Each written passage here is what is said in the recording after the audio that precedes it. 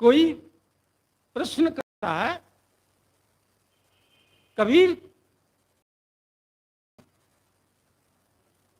लेकिन उन सारे विचारों में वो कौन सा विचार सर्वोपरि है जिनके न रहने से सारे विचार गड्ढ-मड्ढ हो जाते हैं?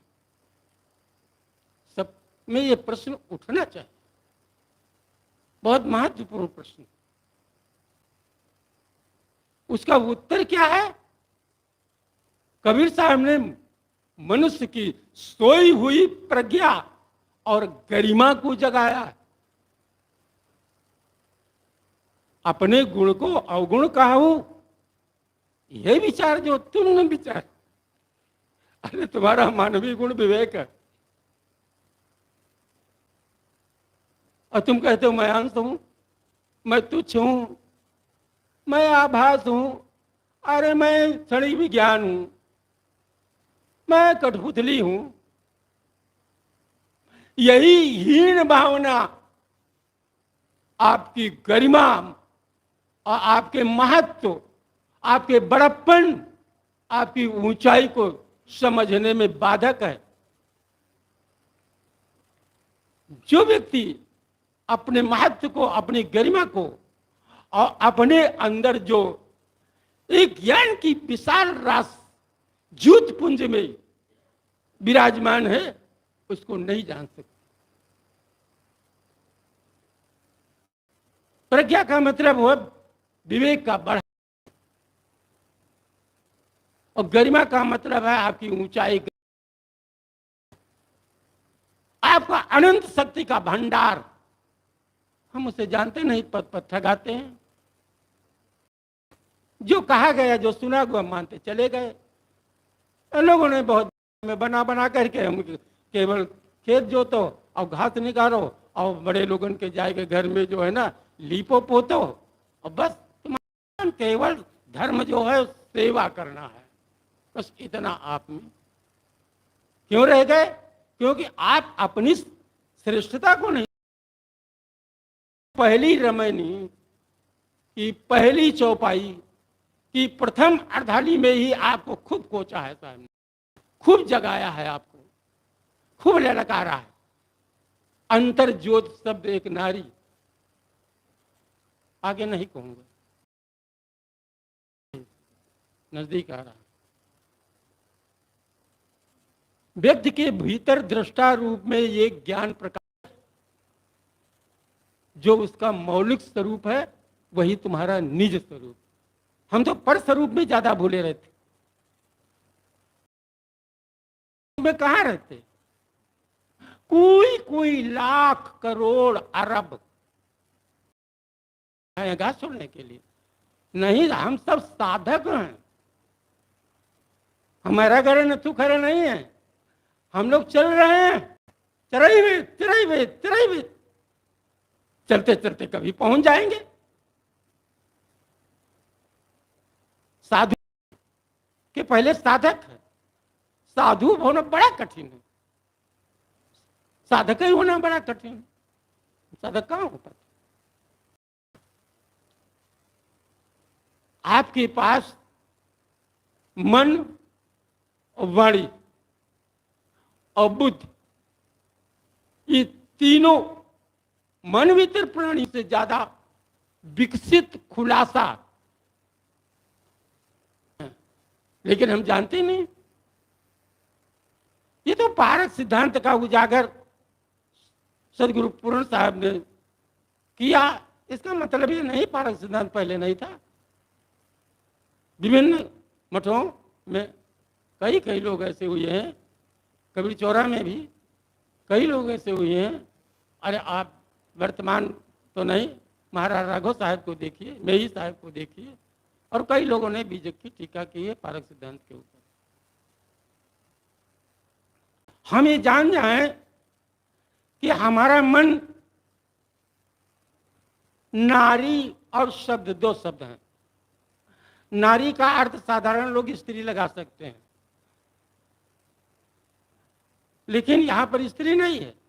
नारी का अर्थ यहां पर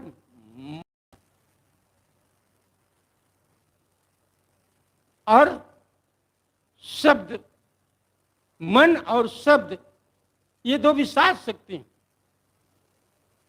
इनको जो समझ जाता है उसके अंतर जो ज्ञान का सागर लहरा रहा है वो उसके हृदय पट के आप पर जो आकर जो है वो उपस्थित हो जाता है। तो अपने गुण को अवगुण, अच्छा अपनी गरिमा को नहीं जानोगे तो अपनी ऊंचाई को नहीं जानोगे। आप हैं क्या? अरे सत्सूर रेणसार दीता तत्व पर लेना है, काल काल पर ले नहीं ता संत बिरले जाए। ऐसा है तुम्हारा दिव्य स्वरूप। इस दिव्य स्वरूप को नहीं जानोगे तो भटकते रहोगे। न तत् सूर्यो भात न चतारकम देमा विद्युतो भात कुतो अयम अग्नि। तुम्हारा दिव्य स्वरूप है, न चंद्रमा है, न सूर्य है, न तारे हैं, न बिजलियां, न साधारण आग है, कुछ भी। तमेव भांतम अनुभात सर्वम तस् भाषा सर्मित। तुम्हारी चमक से ही सारी चमक है। और तुम निकल जाओ तो मुर्दा हो जाएगा। तुम न रहो तो वेद शास्त्र पुराण साधना पूजा पाठ ये सब कौन करेगा? ये है आपकी गरिमा, ये आपका है महत्व, आपकी ये है विशाल शक्ति। ऐसा आदि अंत नहीं होते बिरौली, नहीं जर बल लौटा समझ समाप्त। बोलिए बोलिए। आदि अंत नहीं होते बिरौली और नहीं जर पर लौडार बिरौली।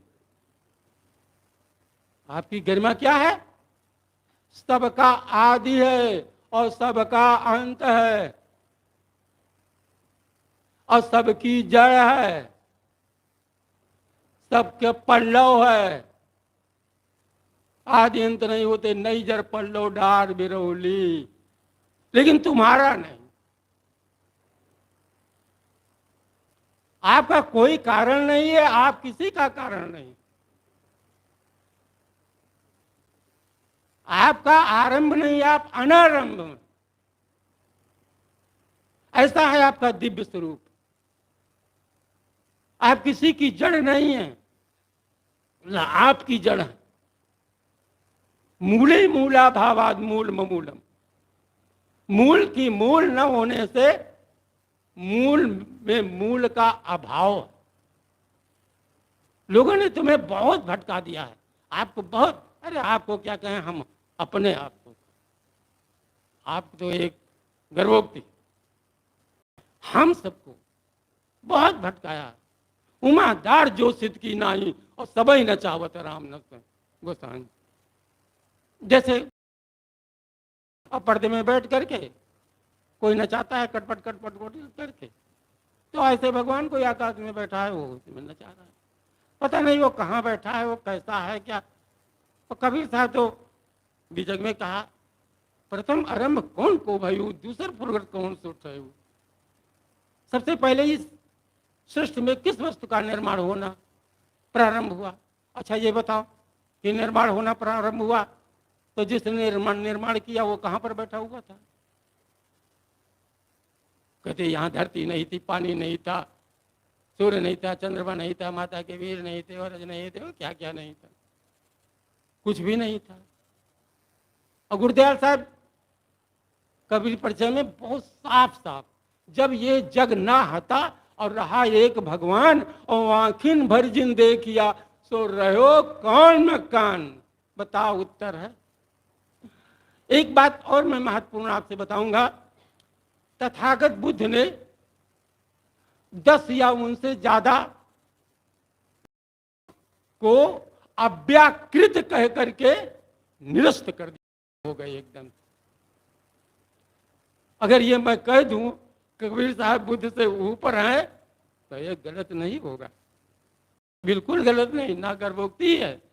क्योंकि कबीर साहब के सामने जितने भी प्रश्न आए हैं उन्होंने उनसे अपने को कतराया नहीं, सबके उत्तर दिए हैं।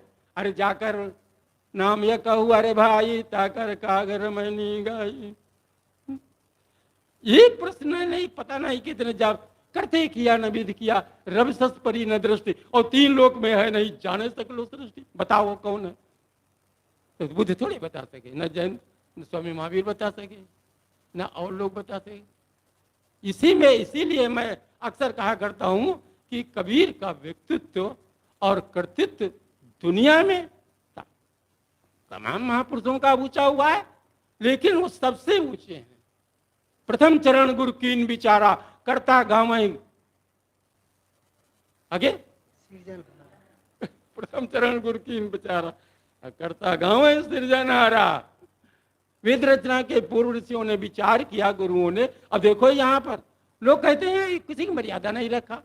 अरे कबीर साहब जैसी मर्यादा रखे हैं वैसी मर्यादा दुनिया में किसी महापुरुष ने नहीं रखा है। आप कहें कैसे? अब इसी रहने की पहली चौपाई में पूर्वजों को गुरु कह करके संकेत करते हैं। प्रथम चरण गुरु कीन विचारा, ये मर्यादा नहीं है तो क्या है? नहीं उसे ऋषि महर्षि कह करके आगे बढ़ जाते। बुद्ध और कबीर के सिद्धांत में बहुत दिन टिकने न टिकने की क्या बात? एक बहुत महत्वपूर्ण प्रश्न। कबीर साहब इस समय 600 से ऊपर ज्यादा उनकी जीवन को हो रहे हैं, लेकिन उनके सिद्धांत और विचार धीरे धीरे डिम्न होकर के और सूरज जैसे सवेरे उगता है और दोपहर को कहाँ चला जाता है, ऐसे ही बढ़ते चले जाते हैं। हमने जो पुस्तक लिखा है कबीर सबसे ज्यादा प्रासंगिक, उसमें एक नक्शा मैंने डाला है कबीर साहब के भ्रमण का, लेकर के ईरान से भूटान तक। क्या बुद्ध इतना किए थे? बुद्ध तो बिहार में रह गए, उत्तर प्रदेश में रह गए। स्वामी महावीर बुद्ध बिहार में रह गए, उत्तर प्रदेश में। मैं गिला नहीं कर रहा हूं, मैं सच्ची बात कह रहा हूं। सच्ची बात कहने में डर क्या है? कोई भी डर नहीं, सत्य बोलना चाहिए एकदम से। तो बुद्ध का सिद्धांत 500 साल तक भी बराबर नहीं चल पाया।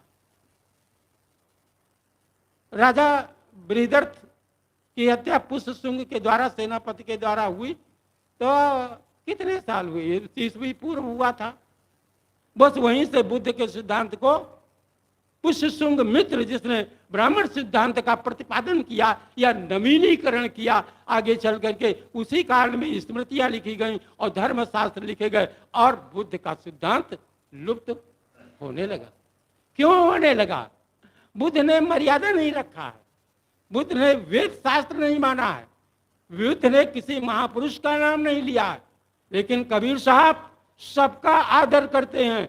जिति औरत मर्द उपाने सो सब रूप तुम्हारा, और कबीर पोगरा अल्लाह राम का सो गुरु।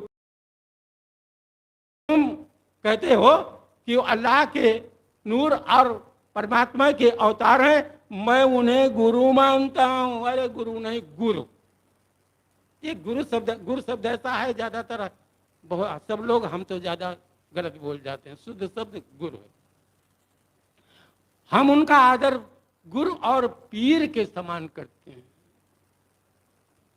सभी महापुरुषों का उन्होंने संतो मते मात जनरंगी और पियत पियाला प्रेम सुधारस मत वाले सत्संगी समन्वय। ललकारते भी हैं और फटकारते भी हैं। तो फटकार में ही लगता है कि कबीर साहब सबकी बेइज्जती कर रहे हैं। नहीं, ऐसा कुछ भी नहीं है। अधिकारी वक्ता लोग इसको बताएंगे। बीजक के जो अधिकारी वक्ता हैं, व्याख्याता हैं, ता मन को चीन्हो मोर भाई, तन छूटे मन कहाँ समाई। ये पूरे पद में ऐसा लगता है कबीर साहब सबको जो है ना गड्ढमड्ढ कर दिए, निरस्त कर दिए। ऐसा क्यों है भाई? वो कौन सी बात है जिसको लेकर के कबीर साहब सबको जो है ना ये कह देते हैं कि ये जो है उच्च पद को नहीं प्राप्त हुए, ये संसार में ही रह गए। वह कौन सी बात है? वह है व्यापकवाद। बहुत लोग अवतारवाद नहीं मानते,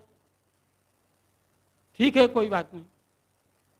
लेकिन जो व्यापकवाद, सनक सनंदन जयदेव नामा, भक्ति है तुमन उन जाना। और 13वीं रामायणी में इसी तरह से वेद किताब की अगम पारा 34 भक्तन बांधल बाटी, उसके पहले उन्होंने कहा कि सनक सनंदन ये सब जो है ना भटके हुए ये सनक सनंदन सनातन जो है ना ये भौरे बन करके व्यापकवाद की खुशबू में ही बंद हो गए। जैसे वो कमल में भौरा जो है उसकी सुगंधी को लेकर के बंद हो जाता है, वैसे ही बंद। व्यापकवाद के ऊपर ने सबसे ज्यादा करारा प्रहार किया है। बूझ लीजिए ब्रह्मज्ञानी, घूर घूर बरसा बरसा हो पर ये बूंदे न पानी। तो समझ लो जो तुम ब्रह्म ज्ञान का घूर घूर करके उमड़ घुमड़ करके एक को बूंद पड़त है कोई के ऊपर, किसी के ऊपर। अब सब जगह ब्रह्म ही ब्रह्म है, और क्या है बताइए। ठोस चीज में दूसरी चीज नहीं रहती। कबीर साहब कहते हैं तैया होते पवन नहीं पानी, तैया सरज कौन पानी। बताओ पहले मैटर नहीं था तो वस्तु कैसे बन गई, किसने बना दिया। आज दुनिया में कोई ऐसा माई का लाल नहीं है जो बिना मैटर के वस्तु बना दे। केवल बस इतने में कुन फैकुन कहती है, कुन अल्लाह ने कहा कुन, तो कुन माने हो जा, अब फैकुन कहा फैकुन माने नष्ट हो जा। इधर कहते एक हो हम बहुत है, मैं एक से अनेक हो गया। ये कोई जादू मंत्र से कुछ होता है?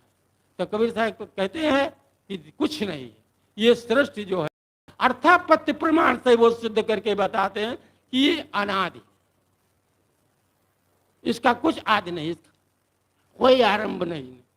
और उस किसका सहारा लेकर के कहते हैं, मैं कह रहा हूं ये बात, संचरा प्रति संचरा जो सांख्य दर्शन का एक सूत्र है सृष्टि के विषय में, तो महर्षि सृष्टि संचरा प्रति संचरा है, इधर से उधर उधर से इधर। मानो एक चक्र हो, बस वो घूम रहा हो, तो उसका छोर कहां बताओगे, उसका आदि कहां बताओगे। तो कबीर साहब कहते हैं ये सृष्टि अपनी गरिमा, अपने गौरव, अपने बड़प्पन, अपनी ऊंचाई, अपनी शक्ति को नहीं जानेगा तो संसार नगर नाचता रहेगा, भटकता रहेगा। करोड़ लखों साल बीत जाएंगे लेकिन उससे वो उबर नहीं सकता है। अम्ब के राज समुद्र की खाई रस। अब देखो इस पद में वैज्ञानिकता भरी हुई। कबीर साहब का पूरा बीजक विज्ञान से भरा हुआ है।